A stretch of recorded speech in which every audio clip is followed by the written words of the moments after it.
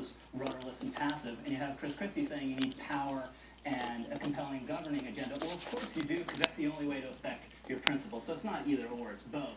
And I think what Christie is after here is exactly the George W. Bush model, saying my huge re-election is a model for what I can do in a general election and a presidential race. And what he would hope to do is cement that establishment slot in the primary and hope he's facing a divided field on the right. And if history is any guide, that's a pretty good way to win a Republican nomination.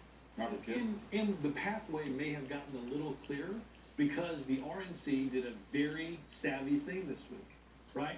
First of all, they're working the reps on these Hillary documentaries and Hillary specials, right? Brent Priebus is just working the reps so that when the script goes into production, somebody will say, make this scene tougher. The second thing he's doing is he's cutting down markedly on the number of debates, which became the Roman Colosseum of Republican politics last time, which are, populated in huge auditoriums where activists want more and more and more, and it becomes you run for president in order to get a radio talk show when you don't win the nomination.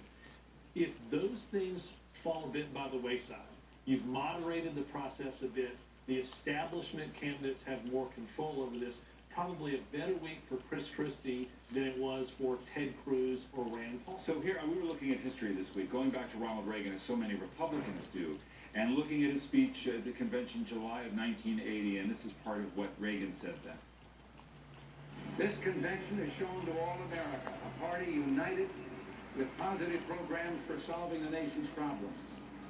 A party ready to build a new consensus with all those across the land who share a community of values embodied in these words: family, work, neighborhood, peace, and freedom.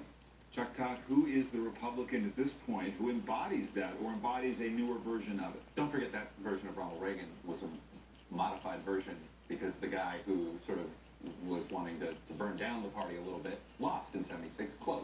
But it was very divisive when you basically had the establishment versus the conservatives, and he ran a more uniting campaign, moderated himself a little bit.